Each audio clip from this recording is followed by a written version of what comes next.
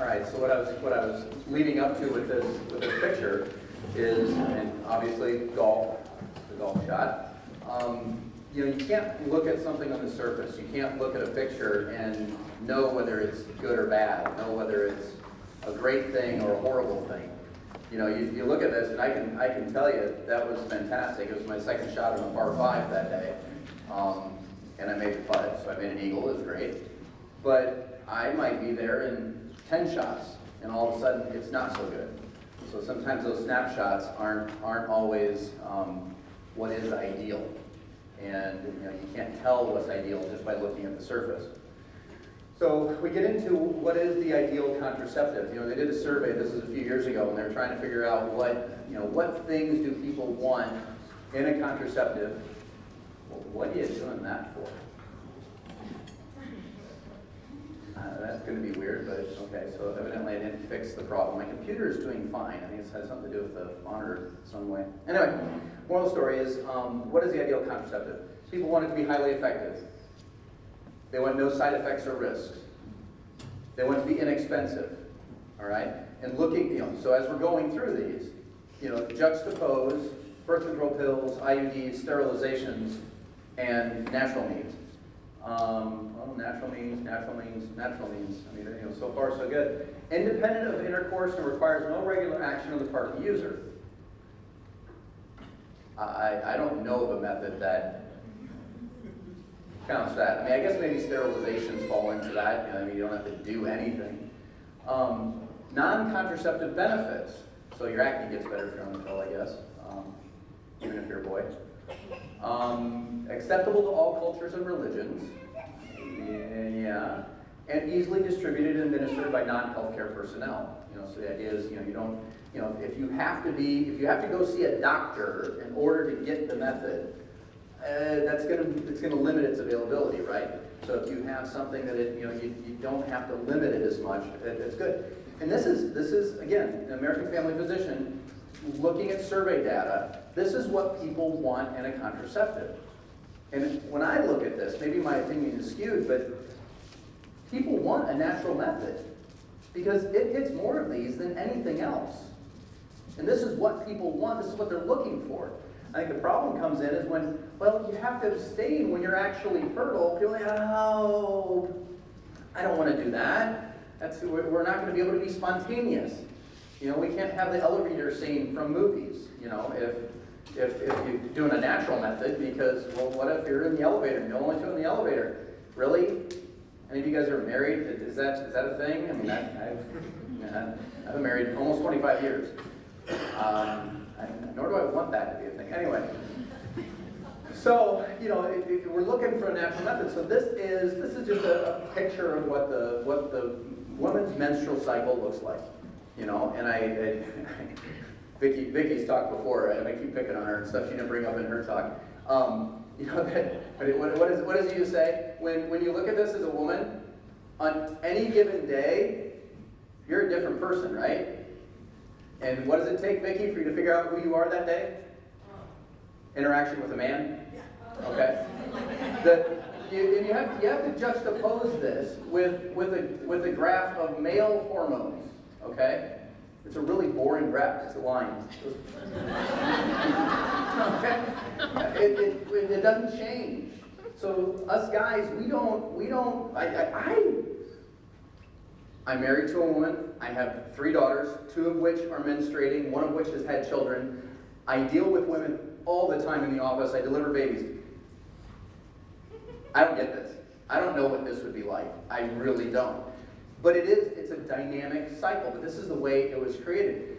You look through here, the blue line, the blue area is your estrogen levels, the pink is progesterone, this is LH and FSH, so what happens, and I draw this with my patients probably 3 times a day in my office, where I'm showing them, you have this rise of estrogen that creates a peak that triggers a release of LH and FSH that stimulates ovulation. Ovulation causes this rise in progesterone that comes afterwards. And you have to know what's going on with this. And this is what gets into the heart of what we call naprotechnology, but it's also the heart of utilizing the natural methods, because 300 years ago, people thought sperm were little men. And you just implanted them like seed, and then it grew, and the woman just was a big pot. okay? It took us a while to kind of figure this out of what was really happening. And you've got to understand this to understand where your fertility is. And all of the natural methods are looking at that saying, okay, this is how we're going to identify when you're fertile, when you're not fertile, like we've been talking about.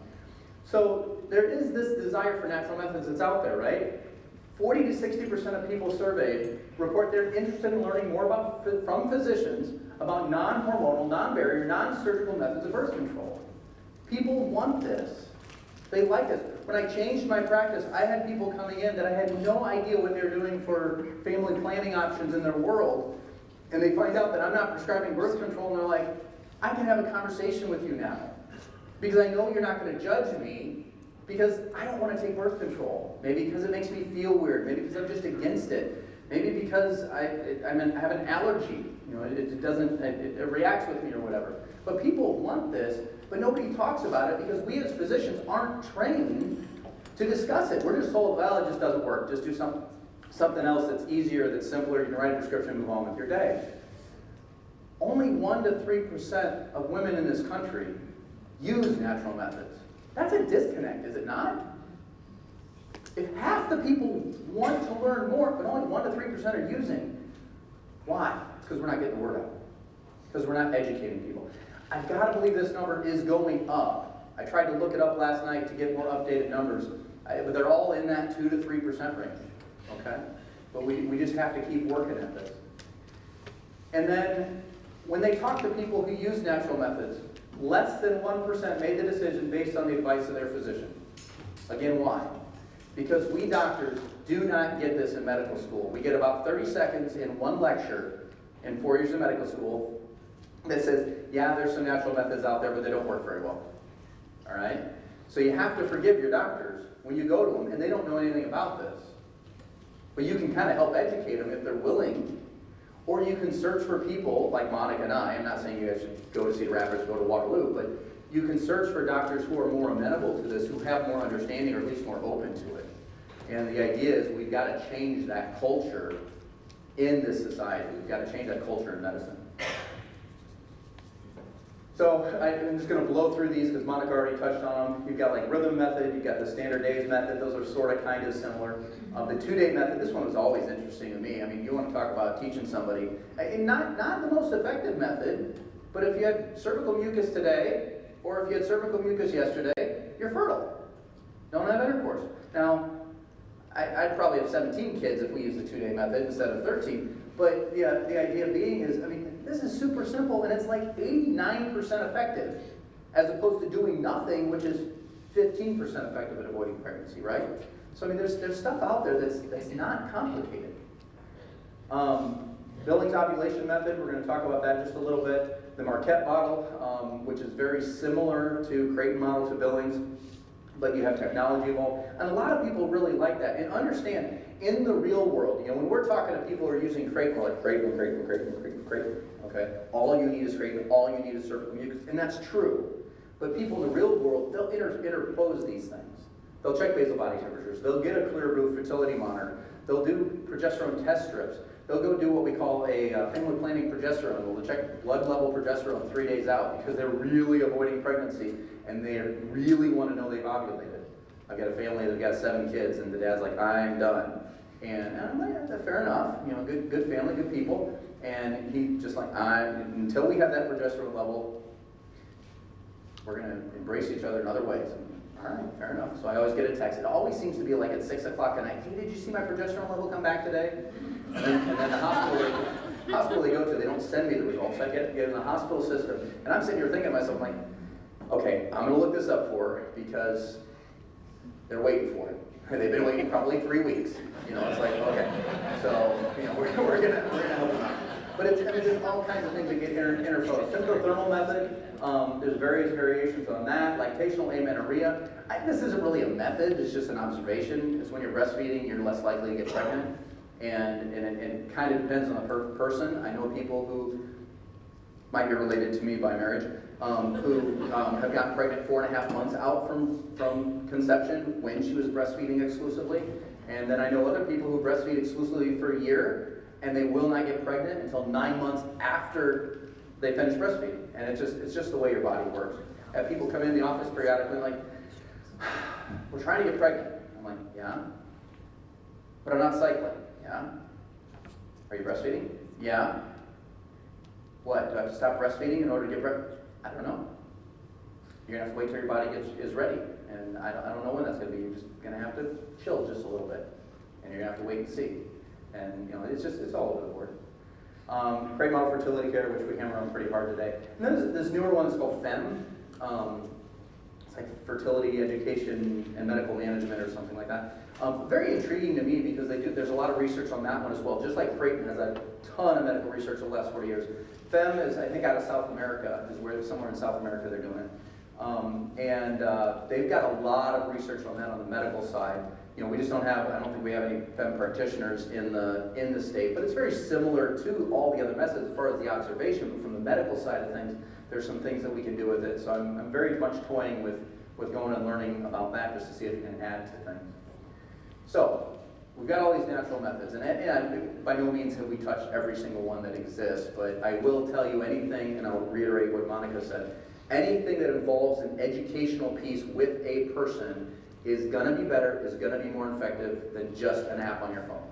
You have people come in, they've got this app on their phone, they're having watery mucus. I'm like, I don't know what to do with that. That's not going to be super, super great if you're really trying to avoid pregnancy. And so it's kind of, you get what you put into it, right? So what are the obstacles used for natural methods? Well, first of all, it's misunderstood. People think of this as, oh, it's just a rhythm method. Yeah, my grandma and grandpa used that, and they had to sleep in separate bedrooms, and it was the only way it would work. And it's like, well, okay, no, there's other stuff out there, so understand that. It's not supported by physicians. We don't know enough about it as a group. We don't encourage it. We don't support it. We don't teach it. That kind of thing. Culture is the same way. It's no, birth control pill's fine. Don't worry about the strokes you might get or the blood clots you might get. No big deal. It does take a bit of work. There's a daily commitment. I mean, you've got to do something to pay attention. It's not like just having a Fitbit. Now, that being said, I mean, there's people, there's Fitbit apps and stuff that'll kind of help tell you what your basal body temperature is and that kind of thing. But you can't just, oh, am I fertile or not? Let's look on my phone. Does it say whether or not I am? No, you've got to make the observations. You've got to collect the information. You have to collect the data. So there's a little bit of commitment there. There's got to be some trust there, too. Because, you've got to trust God a little bit that it's going to be okay and the path you're on is exactly where you're supposed to be. You got to trust your spouse. There's a lot of times in our marriage that, my wife, I'm feeling a little frisky and, we're going to bed at night and, and she's like, I have mucus today. And then I'm like, okay, what does that mean? I know it means she's fertile. For God's sakes, I took the classes. I'm a physician. Are we avoiding a pregnancy or are we going to kind of let things happen? We're avoiding. Okay. Good night. Love you. But you got to trust each other. You got to trust that it isn't just another reason. Oh, honey, I've got a headache. Oh, honey, I've got mucus. You've got to trust that, you know what? My wife's doing the best she can at making those observations. And if she got something wrong and we turned up pregnant, it's not her fault. I was a willing participant as well. You've got to understand that. You've got to trust the system you're using. I've got a couple right now who's pregnant who they look at their Creighton charts and they don't understand how they got pregnant. I don't know what they're going to do after they have their baby. If they're going to still use Creighton, if they're still going to trust it. But there is a trust issue that exists. And then sacrifice. This picture is up here. This is my wife. This is my 11th child, Jacob. He had a placenta previa. He put his placenta in the wrong location. And she started bleeding during labor. We thought maybe we could sneak baby out without her having too much of a problem. She lost about half her blood volume during labor. Passing blood clots this big the next day, because when they tried to sew that placental bed, it really wasn't stopped bleeding. And it took her a long time to recover. But this is the sacrifice she makes for me, for my family, to bring these kids into the world. Every woman takes that chance. Remember that pregnancy is a horrible risk. You take that chance. But in the natural systems, there's also the sacrifice of yourself at those times of fertility if you don't want to have a child. Priest told us once, it's always a sacrifice. Love is sacrifice, right? We understand that as Christian people. But it's always a sacrifice. You're either sacrificing your wants and desires right now, saying, no, but we don't want to have a child now. Or you're sacrificing later by saying, yeah, we're going to raise that child. We're going to give up a little bit more of ourselves to handle that. So, incidentally enough, George, our youngest, she had the same problem. And pulled through a little better this time. I think the surgeon we had did a little better job kind of putting things back together. But yeah, she had lost a lot of blood. Evidently when that placenta gets down there for her, you can't get it, it's not bleeding very well. Luckily the babies are good. So I love G.K. Chesterton. And fairy tale said that the prince and princess lived happily ever afterwards, and so they did. They lived happily, although it's very unlikely that from time to time they threw furniture at each other. True marriages are happy marriages, but there's no such thing as a contented marriage. In fact, the whole pleasure of marriage is that it's a perpetual crisis.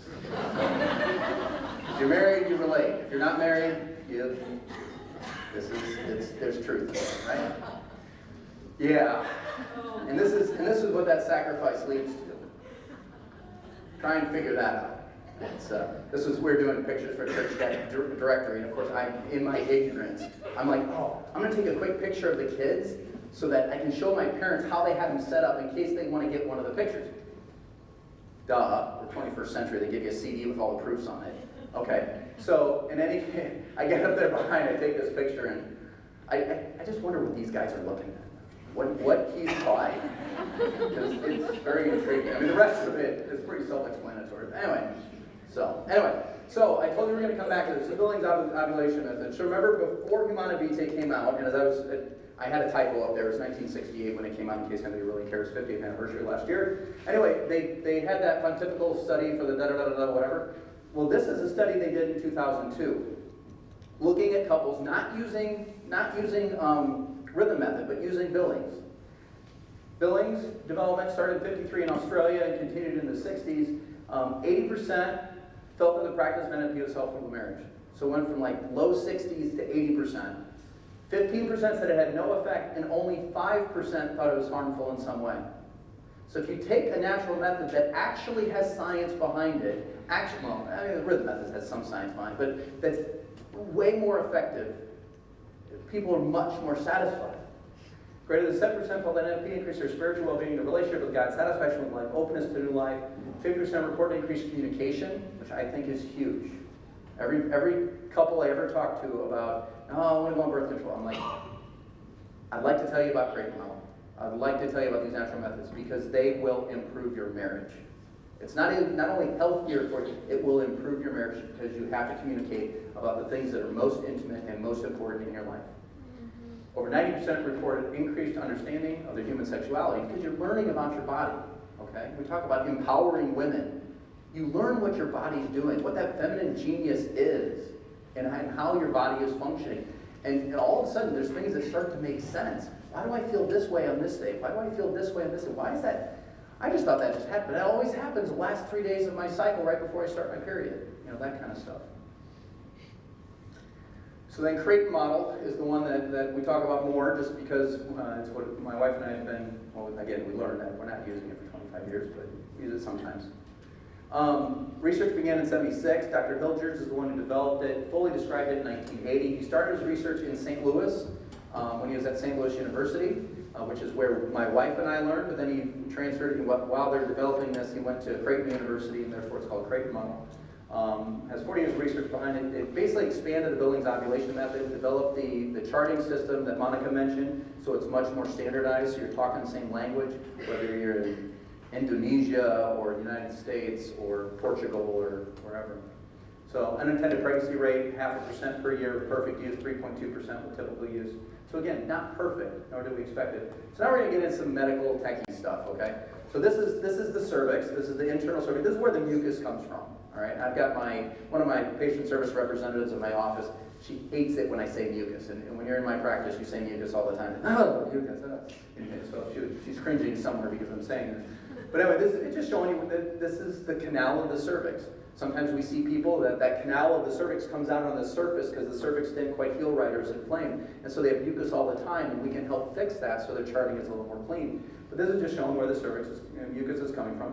This is, I love this, the spin bark height measurement. Whoever uses spin bark height in their daily conversation. If you go home and you use that term, I'm going to feel very accomplished. But this is just the stretchiness of the mucus. And they did studies on this, looking at the mucus that's produced and how much it stretches. And they realized as you approach ovulation, you get this stretchier mucus. Okay? And that stretchier mucus is better. This is microscopic slides. No, that's a graph. This is microscopic slides looking at it. This is the mucus that's present when you're not fertile, during the drier times in your cycle. This is the mucus that's present when you're fertile. You can see that it forms these ferns, but you have these channels that the sperm swim through. Okay? Vicki was talking about the idea that there's different types of sperm. Well, let's go to a different side of that. Some sperm aren't all normal. Okay? This is a natural process that selects out the normal sperm. If you have a two-headed sperm, they're not going to go through those channels. They're going to get stuck. And that's how you get rid of those, so that you don't have a three-headed baby. That doesn't work, though, does it? Two-headed sperm, egg, no. It's not compatible with life. You have two sperm fertilize the same egg. It's not a super good thing. But anyway, so the mucus is different. This is where we get into the hormone levels and different things. The top line that goes up is basal body temperature, BBT, right? All this is showing, this is a person who got pregnant, okay, during the course of the cycle, and fairly on purpose, I believe. But anyway, basal body temperature has a shift around the time of ovulation, and if you're pregnant, that just stays up, okay? That's part of the symptothermal method. Creighton model doesn't deal with it because it's not super necessary, but some people like to have that extra confirmation. Other people, their basal body temperatures don't look like that, so it's not super helpful.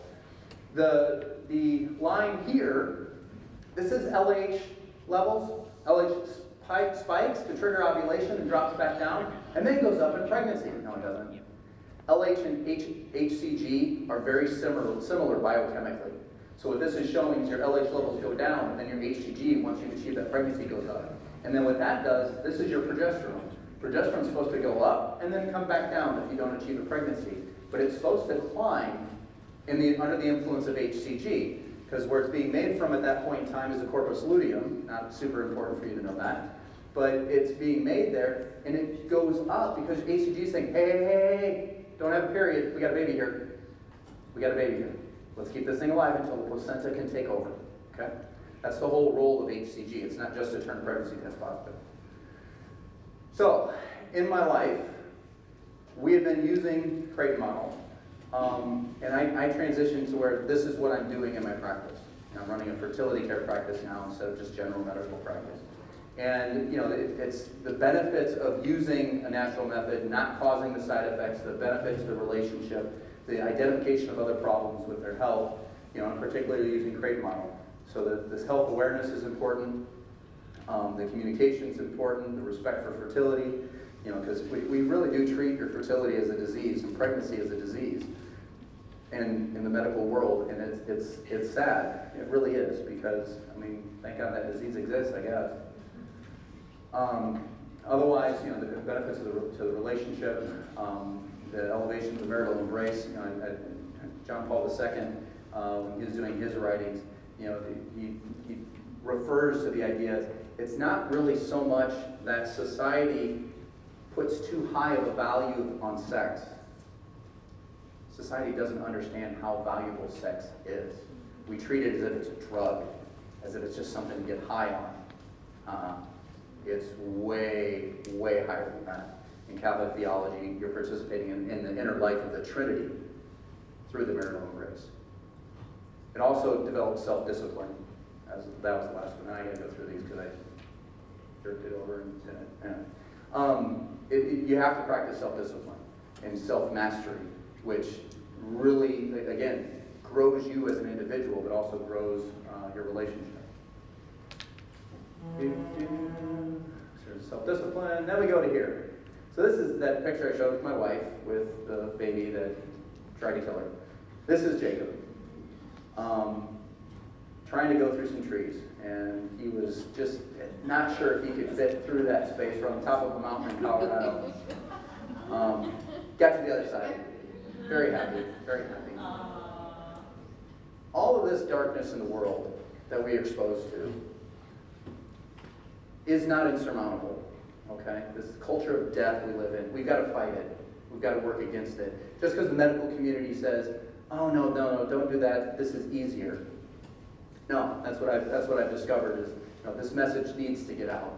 That's why I'm here. That's why all of us are here.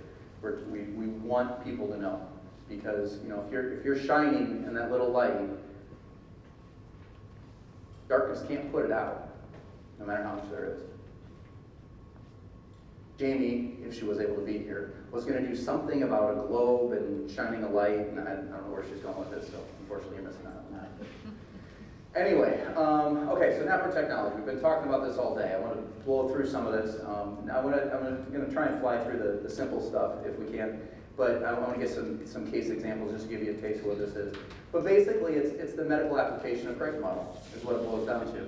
We have a medical side, which Monica does and I do. We have a perinatal side, which I do, which is associated with delivering babies, and then there's a surgical side. We don't have a nephrosurgeon in this area. You've got to go a little ways, like Omaha, St. Louis kind of thing, to have a nephrosurgeon. But there are surgical techniques that are fantastic, absolutely amazing, that can help treat a lot of these gynecologic problems that we otherwise would use birth control. So sometimes one of our challenges is we got to convince patients it's important enough that you go have this surgery to fix this problem, and you got to drive 4 or 5 hours to go get it done. And people will do it. But that is one of the biggest hang-ups, and God willing, maybe we get a nephrosurgeon somewhere in northeast Iowa, and we're able to make things easier. These are the benefits and applications of nephro-technology. It basically, there's virtually nothing you can't address that is otherwise addressed by all the things that normal OBGYNs will give you for birth control or hormonal contraceptive and that kind of thing. There's one probably caveat. You have somebody with heavy bleeding later in life, and they have adenomyosis of the uterus. Well, OBGYNs might put an IUD in or give them Depo-Provera to shut the bleeding off, shut their cycle down. About the only other thing you can do with that with napro is take the uterus out. There's a medicine we use that can decrease the flow rates, and I have a patient who's doing very well with that, and she hasn't had to have a hysterectomy, but still, the IUD and the Depo-Provera doesn't fix the problem in that situation. Monica showed you this slide earlier, just showing you where the hormone levels are. We'll just fly through it. These are just some of the things that, do you have this on yours? You did, right? I always laugh when I look at this because you have the short luteal phase, the second one, it's a risk for miscarriage. And then the third one is low progesterone. Guess what? The second one's low progesterone too. But it's just showing there's different things that can present. I've got one of my patients right now is dealing with this really weird bleeding that we're trying to figure out what's going on and again get to the root of the problem and go from there. This is what Monica was talking about. This we refer to as the day 21 progesterone, where you check a progesterone level and see if somebody's ovulating. And somebody goes, and this is I think important for you guys to hear. Somebody goes to the doctor. They're having difficulty getting pregnant. The doctor says, "Okay, we got to get progesterone on day 21." You draw it on day 21. Well, in Creighton model, the P is your peak day. Usually corresponds with ovulation plus or minus 2. So you're ovulating about here. If you do a progesterone level on day 21, or in this case was day 22, is it going to show that you've ovulated?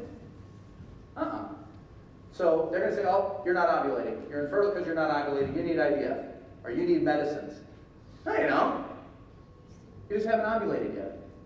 And I remember when I was in medical school being taught to do day 21 labs, I had learned Creighton model years before. And I'm like, well, what if you haven't ovulated yet on day 21? And they're like, well, then you're not ovulating. I'm like, what? You go, no, you could ovulate. So I always, whenever I did these, because before I learned NAPRO, I do day 21 labs. And I always tell patients, I go, now you got to let me know when you start your period. Because if you don't start your period for another 2 or 3 weeks, it could be that you're just ovulating late. Once you get them started with Creighton, you don't even need to worry about day 21 labs, because you can tell where they're at in their cycle. It's fantastic. The other thing we learned in medical school is that there's this thing called a luteal phase defect, and that's one of the other things. So day 21 labs, you want to see if they've ovulated, or do they have a luteal phase defect. So if their level is less than 10, but above 2, they've ovulated, but they have a luteal phase defect. I thought luteal phase defect was one problem. No. There's like 4 types, okay? This is a graph showing those 4 types. That was just describing it, not super important.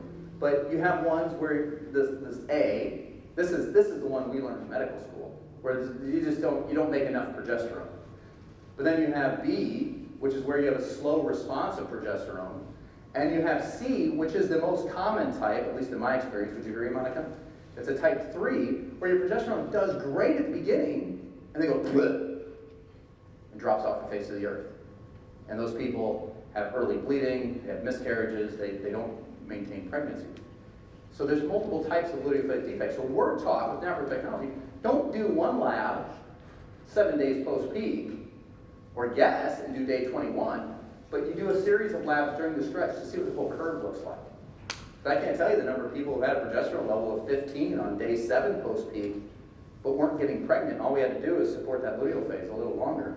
So there's all kinds of stuff that, I mean, again, we're not getting that in medical school. As doctors coming out are not getting that in medical school because people don't pay attention to it. Some of it's because IVF is a very lucrative business. And if you're not ovulating, just do IVF. Or if you're not ovulating, just do Clomid. Don't worry about fixing the problem or identifying what the problem is. We'll just throw this treatment at you. If that doesn't work, we'll go to this, we'll go to this, we'll go to this, and eventually they're an IVF doctor and they'll make $10,000 per attempt. Okay. This is another thing. This is kind of really weird. This is a persistent luteal cyst. Okay, so remember how Monica mentioned you have an ovarian cyst. Oh, well, that was a follicle. You're getting ready to ovulate. You're supposed to have that. Don't panic over this 2-centimeter cyst you had on day 13 of your cycle. Well, this is a persistent luteal cyst. This is one of the ovulation defects where you try to ovulate, but you don't quite release the egg on time. And it can cause major fertility problems, and you get this really long post-peak phase. So you're clipping along cycles, you have a 12-day post-peak phase every cycle, and all of a sudden you have a 17-day post-peak phase every 4th cycle or something. Sometimes you can identify this, and then you can work to correct it. So, these are some cases out of my own practice. All right, there's an actual patient chart. I can't even tell you who ST is anymore. Not important. 27-year-old with infertility and long cycles. So she had this bleeding, and it really should have said day 6 should have been starting a new cycle probably. But anyway, she just kept going on and on and on. Now, when I look at this chart, I see a peak day, and I see a whole bunch of green stamps. You guys saw a chart that looked like this earlier. Oh, that could be she's pregnant. Well, yeah, she's got a negative pregnancy test. Well, why is she going on and on and on after ovulation? Oh, she didn't. She had a persistent luteal cyst like the last one. No, she didn't ovulate. She tried to ovulate, but she didn't. Okay? And we're able to do some testing, prove this. Interestingly, she had this LH-FSH ratio. These are measuring the LH and FSH levels. And when they're reversed like this, that pretty much says, oh, you have polycystic ovarian syndrome. And oh yeah, you got long cycles, which is common with polycystic ovarian syndrome. So let's work on fixing that. That's actually usually a fairly simple fix. You use medicines to block the estrogen so the estrogen levels climb higher and they actually trigger ovulation. And those medicines, a lot of you probably heard of Clomid, Femara, and that kind of thing. So we use those in our technology, but we use them targeted when people really do need them. Okay? A lot of times they say, oh, you're not ovulating, let's do something different. Here's another patient, multiple charts. This one has a luteal phase defect. She was having premenstrual spotting, so the red stamp's kind of at the end, right before her period. She'd have these several days of bleeding. Her post-peak phase isn't horrible. It's normal length, but she's dropping off. We checked her levels, and sure enough, she had a luteal phase defect. And I believe she actually did achieve a pregnancy shortly after this, because this is about when we diagnosed this. She came in to see me. We did the luteal phase profile, and we were able to achieve a pregnancy and maintain it.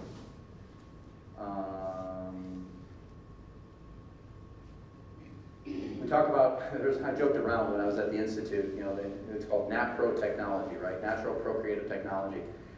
Probably could be called natural progesterone technology. Like, talk about progesterone. But progesterone is the hormone that sustains a pregnancy. But anyway, we have when people have a luteal phase defect like that last chart, or people have recurrent miscarriages and have low progesterone levels, we use progesterone a lot. And this particular slide is showing anybody who has these things, any of these, one of these, they only have to have one.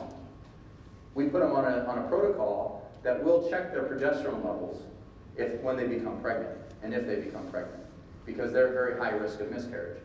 And out of all of the things that I do with neprotechnology in my practice, keeping early pregnancies alive has had the biggest impact of anything.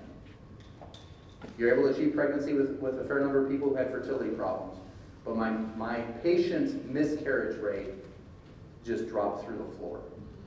They still happen, but the way I describe it to people, miscarriage rate in the general population, we say 20%, 1 in 5. Probably 3/4 of those miscarriages we can avoid, we can prevent. And it's almost always just dealing with progesterone, identifying these things and moving forward. We use this curve.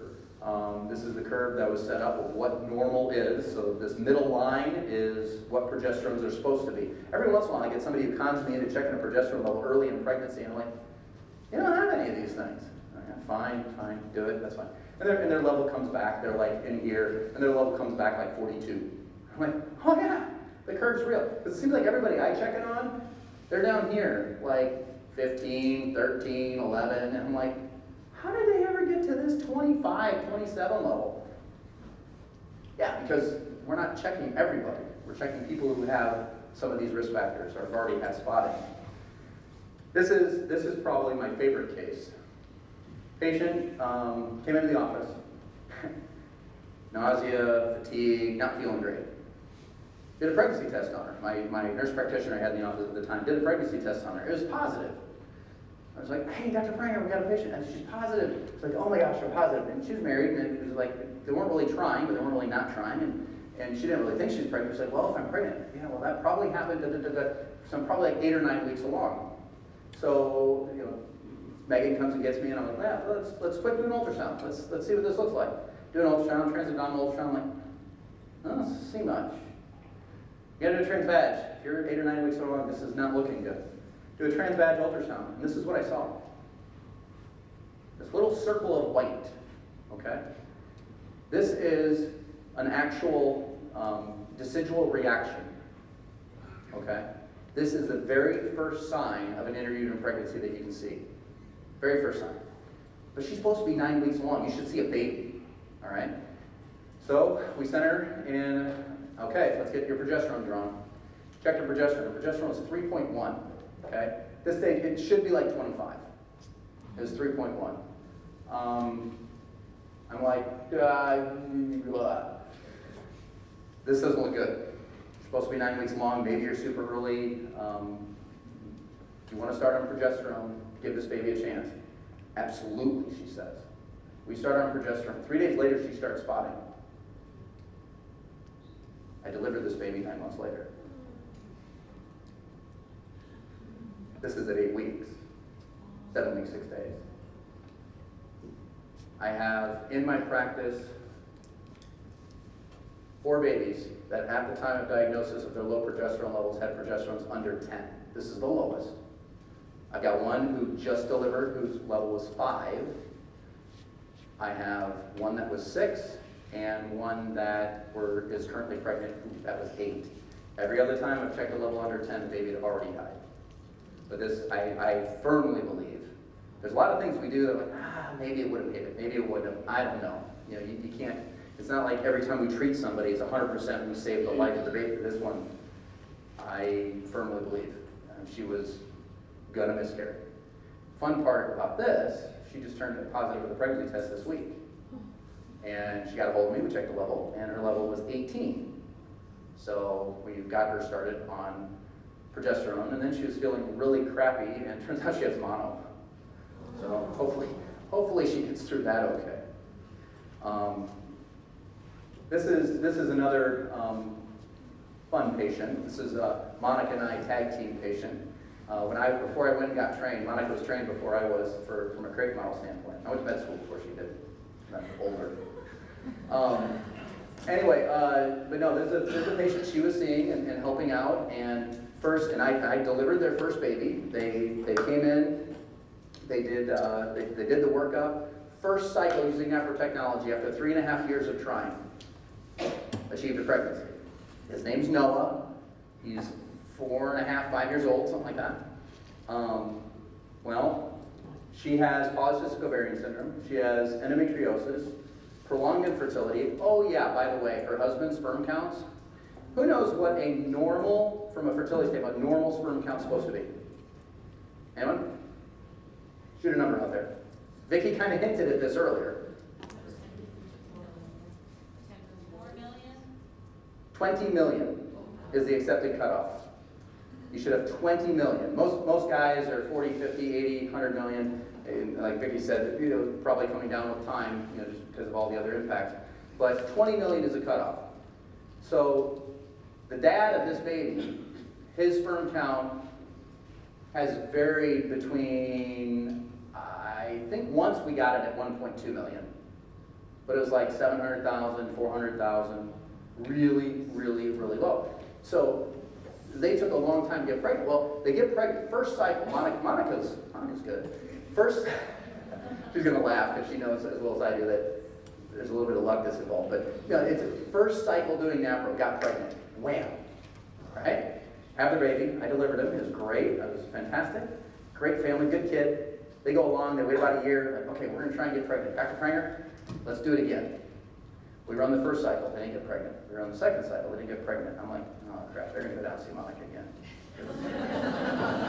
Right? Doing the same darn thing. Not working, not working, not working. We eventually sent her down to Dr. Gavin Putoff, who's in St. Louis, who is a neurosurgeon. And he eventually did, and this is what I'm showing this is the chart that I do. So this is what normal progesterones were like. This is what hers were like. So this is that type 1 luteal phase defect, where it's just low. And then this is estrogen levels. So our estrogen levels are decent, but our progesterone levels are really kind of cruddy. We're not achieving. We're throwing all the things I can do at her. I'm like, you might want to go down and see Dr. Putoff. She goes down there. She has an ovarian wedge resection. She has, gets her endometriosis treated and fixed. She comes back, and when she comes back, her cycles are way more regular, are way better. So they're like, all right, we're going to start trying. They tried for like 3 or 4 months, and we're pulling out all the stops. Nothing, nothing, nothing. And they're like, we're going to take a break. His sperm counts are low. Maybe we need to think about adoption, that kind of thing. He had been taking medicines for his sperm count. He stopped taking those. But they trusted. 2 weeks ago. 2 weeks ago. That is a positive, in case you can't tell. It is a positive. Checked her progesterone. Progesterone is like 13 or 15, so we got her started on progesterone. Haven't seen her in the office yet. But yeah, I mean, it took a long time, a lot of patience. But I'm excited because this is my first patient that I've had that's gone down, had surgery, come back, and then achieved a pregnancy. And I'd like to think it's because I'm doing a pretty darn good job of getting people pregnant who don't need surgery, but it's just kind of fun that I've got one that achieved. And truly, the surgery was the fix. Because she wasn't doing any of the other stuff I was doing for her. She wasn't doing the stuff that Monica had to do the first time. Now, my job now is to keep her pregnant. Well, in my world, that's a lot easier than getting people pregnant sometimes. So, why is this a good thing? Why did I do this? Because really it leads to empowerment. It's got its basis in my faith. I want to give patients the ability to make their decisions and choose wisely for themselves, but this is driven by my faith. It's a consistency of message that I talked about earlier, the idea of what's good for my wife is good for my patients. What's not good for my wife, I shouldn't be doing for my patients. The whole NAPRO technology thing was huge. I remember when Jamie Rachi came into my office and it's like, yeah, I teach great model. I'm like, are you kidding me? We've been using that for a long time. You live here, and this is awesome. We have somebody to teach. I think Linda got trained a year after I moved back to Iowa. When I moved back to Iowa, we didn't have a crate model teacher in the state. And I think you were the first one. Am I remembering that correctly? I mean, outside of like Omaha area. Julie Craven was in Des Moines, but yeah, we're... Right about the same time? Yeah. Yeah, so we didn't have it. I'm like, oh my God, we got one in Waterloo, Cedar Falls. And I remember telling her this, and I'm here because of this, but I told her, I said, whatever I can do to help, this office is your office. I'm at your disposal, whatever you want from me. Be careful when you say that, especially to her. Trying to make an impact. I've got the experience with crate models, so it's great because I can talk to patients about the charts and everything else. There's a lot of times I feel very alone. I was elk hunting in Colorado, and this is where I ate lunch one day up on the top of the mountain. And boy, you ever want to feel alone, go up there, but it's beautiful. But it's, you feel like you're alone in the world, but then you get around other people, who you meet Monica, you meet other doctors that are doing this, and you're like, oh, I'm not as alone as I thought I was, and it's kind of very refreshing. I think this is great. Babies, is God's opinion that the world should go on, right? How far along do you think this embryo is, this baby? In weeks? No. 8. Yeah. I always refer to this as the gummy bear stage. On regular ultrasound, they look like a gummy bear. They got little bitty arms, little bitty legs, they're about the size of a gummy bear, about that big. But I got this picture once, and you can see arms and legs. The other day I was doing this, and I saw the babies moving their arms and legs at 8 weeks. It's awesome. Awesome. This, that doesn't project the greatest. Can you tell there's 2 gestational sacs? One's big, one's little. This is George and Gemma. This is the first time we got heartbeats on both of them. Gemma was struggling. She wasn't growing so well, wasn't doing so well, and we lost her. But that's George. This is one of my favorite pictures of George. This is my youngest. This is my granddaughter holding baby Uncle George. And my daughter's holding them. But there's George. Aww. So babies are God's opinion. The world should go on. So I believe that. All right. I got to kind of wrap this up here. I think in the next 5-10 minutes, I'm going to blow through this rest of the stuff, which most of it's kind of like a commercial for Guiding Star, sort of. But anyway, contraception, is this really empowering women? Is this really making women better? No, it's bad for relationships. I think we've demonstrated that today. It decreases communication and changes interactions. It fragments things. It allows men to not have to share responsibility and to just run off and use women, and that's horrible. Denigrates fatherhood, devalues the family structure. The family unit in our society, that's what society is built on. Mother, father, kids. We're losing sight of that. Bad for health, all the side effects and risks we've covered today. And then, the abuses can lead to repression, where you start, suppressing segments of society or telling certain segments of society you guys shouldn't reproduce, or certain cultures you shouldn't reproduce. So what's the need that's out there? In mainstream women's health care, the problems are we don't provide natural, holistic, pro-women, pro-family care. It's often at odds with what's best for women's health. It's what's simple, easy, fast. It can harm women's health in favor of having more women, fulfilling that societal expectation of roles rather than maintaining a healthy body. And it's, if you know Abby Johnson's story, they pressure people to get abortions to be a good example, and it's ridiculous. So what's the solution? Well, to start to bring people together who want to have this comprehensive care, actually care for women, care for families. Understand that men and women are different. Understand that they're complementary. Understand that they have unique genius in both of them. And provide support for families, for fertility care, for childbirth, for breastfeeding, and family life. One of the things with that is the Guiding Star Project. We've started a Guiding Star Project in Waterloo, Guiding Star Cedar Valley, and this is the natural law. This is the belief of the Guiding Star Project, that we're not going to do things to harm people. We're not going to do things to take things away, to destroy things. We're going to support and build people up. We've got some great crisis pregnancy centers, in the country, in the area. I know Bridgehaven does a great job. We've got alternatives in Waterloo. Birthright has a presence. There's great, but what we need to do is we need to go beyond that. As part of the pro-life movement, we've got to help end abortion. We've got to help support people who are pregnant, but we have to take that beyond that. And that's what Guiding Star is really looking to do, is can we go beyond the birth of the child? Can we really support that family going forward in all these different areas? this is just what Guiding Star is about. And it's, building that culture of life. And it's when Jamie came into my office that day and I said, I'm yours. Let me, whatever I can do for you, let me know.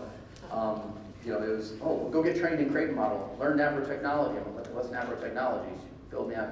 Oh my gosh, I think she's calling me out of the boat here. I think I got to go do this. So I did that, and then I came back, and then we're going fine. I'm like, oh, this is great. What we're doing? She goes, have you ever heard of Guiding Star? And I'm like, what's that? And she's like, well, it's this pro-life women's healthcare center that ties all. Sounds great, sure. We do that, and it's one thing I feel, but that's what needs to happen. And it's just, I'm so bummed she can't meet you, because she's such a vibrant person, and I didn't even touch half the stuff she probably would have talked about. But she's incredible, and that's what we need. We need doers in this society, and we need all of you to be doers. I think in your handouts, if you guys want to look in there, there's the handout that she sent that's basically common questions or common obstacles to the natural methods. What she wanted to do is she wanted to have you guys look at those and fill those out and basically say, okay, when people say this, how am I going to respond? What I decided to do is that handout, it's got questions front and back, yep. That handout, I want you to be looking at that. When we have our panel discussion, if you're not coming up with questions, if you have questions, and if you don't remember, well, what did they say about this? Or how do you respond to this? That wasn't covered. It'd be a good place to start to ask questions. Now, if you have other questions, feel free. Yeah, does everybody find the sheet they're looking for? It's got this Guiding Star project logo on the backside. These are the Guiding Star centers in the country as we speak, at least as far as I'm aware. We have ours in Waterloo, and then there's one in Orange City, Iowa, a couple in Minnesota, which is where Leah Jacobson, who started this, is from. And then one in Missouri, one in Ohio, one in Texas, and one in Florida. And it's spreading. And it's what we do. So that's what I've got. I think we're going into the panel pretty much immediately. I would say if you have questions, just hang on to them for the panel. Father Atwood is here, I see. He's been here for a while. I put up with me talking.